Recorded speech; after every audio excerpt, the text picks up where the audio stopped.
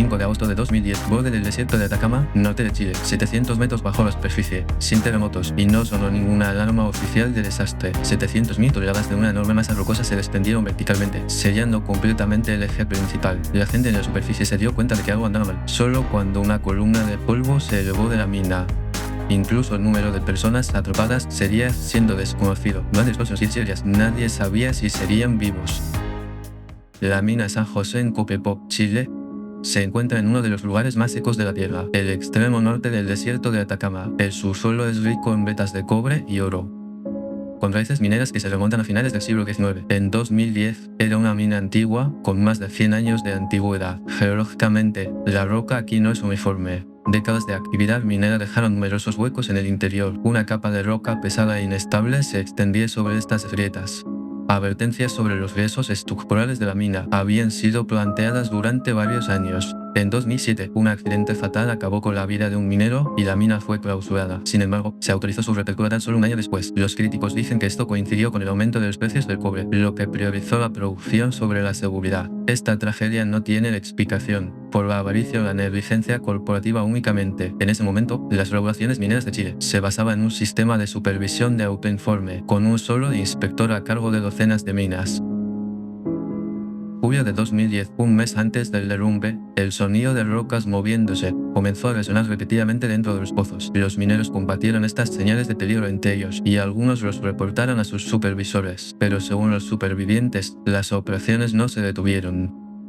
A medida que las advertencias y los fallos se acumulaban uno al lado del otro, el derrumbe, que se producía 700 metros más abajo, se acercaba. La mina de San José no era un simple pozo vertical. Un camino en espiral seguía las empinadas laderas, permitiendo que los vehículos alcancen profundidades de hasta 720 metros. A lo largo de este camino se encontraba una zona llamada el refugio. Por ley, el refugio tenía que almacenar alimentos y suministros de emergencia en todo momento. Sin embargo, el 5 de agosto de 2010, en el interior solo se encontraron alimentos para 48 horas. Esto nunca estuvo pensado para dar sustento a 33 hombres. Los 33 hombres atrapados bajo tierra. Entre ellos se encontraban perforadores mecánicos y electricistas. Representaban una amplia gama de funciones esenciales para las operaciones subterráneas. Muchos eran veteranos con más de 10 años de experiencia. Esta diversidad de conocimiento se convirtió en la clave de su supervivencia. El jefe de turno, Luis Urzúa, ex topógrafo, podía interpretar planos y cambios estructurales. 5 de agosto de 2010, a las 14:00 horas, después de su descanso para almorzar, algunos mineros regresaban al pozo. Poco después de las 2:00 pm, una extraña sensación se apoderó de ellos antes de que los que estaban en la superficie se dieran cuenta. A diferencia de un terremoto, dijeron los sobrevivientes, sentía como si toda la montaña se estuviera derrumbando. Un rugido ensordecedor siguió al pozo, que se llenó de polvo y escombros. Se estima que 700.000 toneladas. Un trozo de roca se deslizó hacia abajo, bloqueando el pozo principal. Con la entrada sellada, los mineros se reunieron entre el polvo y se dirigieron al refugio. Inicialmente, buscaron la manera de escapar por su cuenta.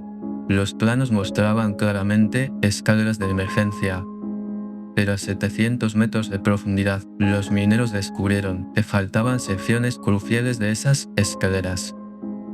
Los equipos de rescate llegaron a la superficie ese mismo día, pero el acceso sencillo resultó imposible. El pozo principal ya estaba completamente bloqueado, y después de un segundo derrumbe durante el intento de rescate, los equipos se vieron obligados a retirarse de la entrada. A partir de ese momento, la única opción que quedaba era perforar. Las plataformas de perforación comenzaron su descenso, adentrándose profundamente en la tierra, pero los dos primeros sondeos no lograron alcanzar el objetivo. Apuntar con precisión a un objetivo situado a 700 metros por debajo, con una broca de solo pulgadas de ancho.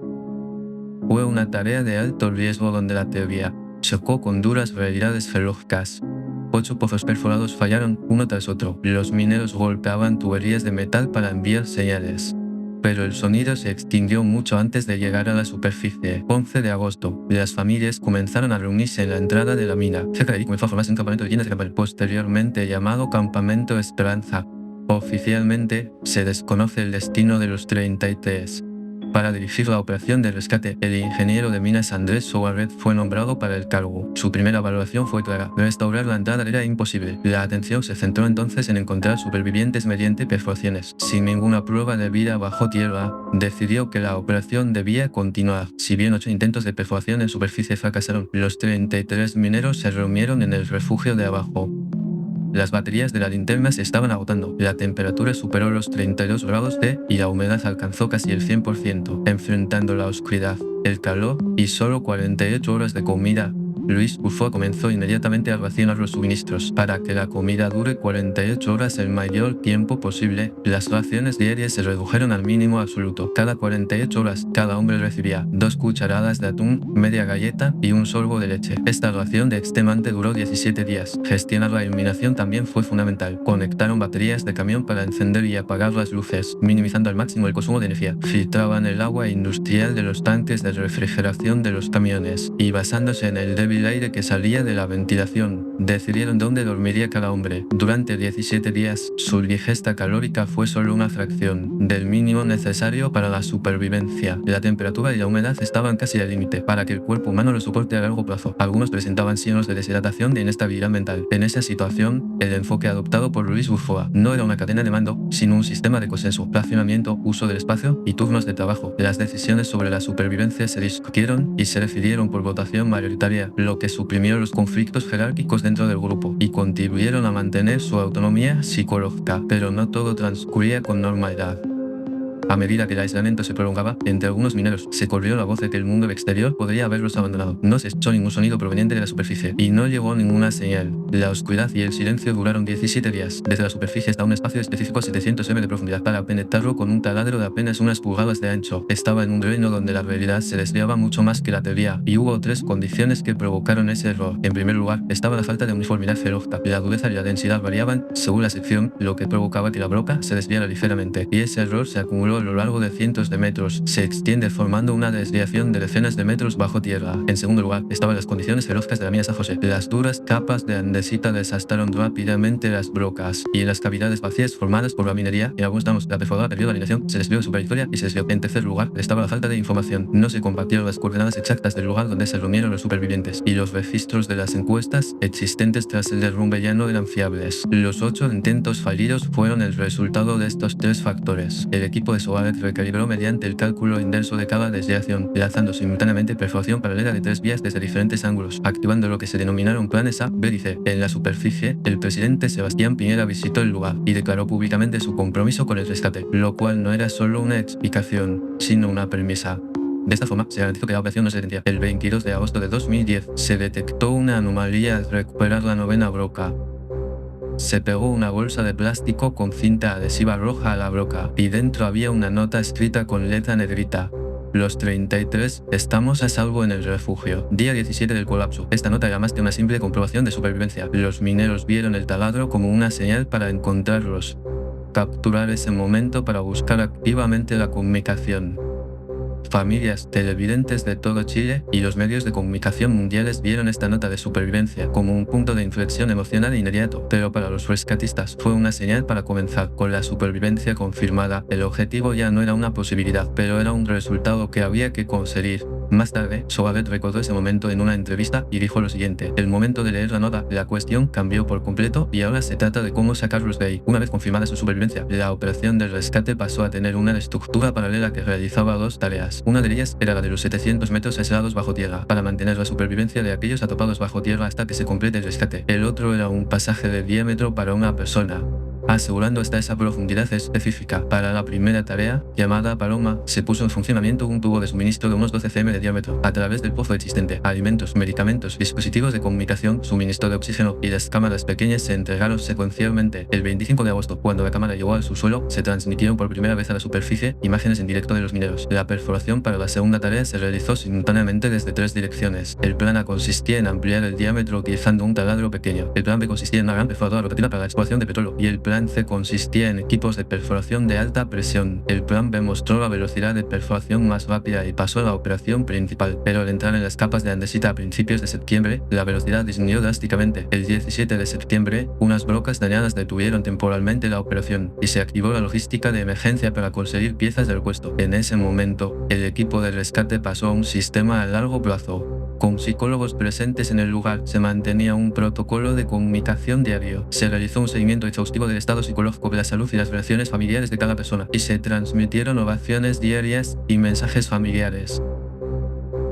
Disciplina clandestina y voluntaria formada después de mediados de septiembre, los 33 mantuvieron el orden interno como un solo grupo. Simultáneamente, se diseñó una cápsula de rescate específica, construido por técnicos de la Armada chilena. El Fénix fue una estructura cilíndrica de unos 54 cm de ancho y 4 m de largo, incluyendo oxígeno, comunicación y controles ambientales. Esta cápsula fue diseñada con un espacio libre mínimo para el paso.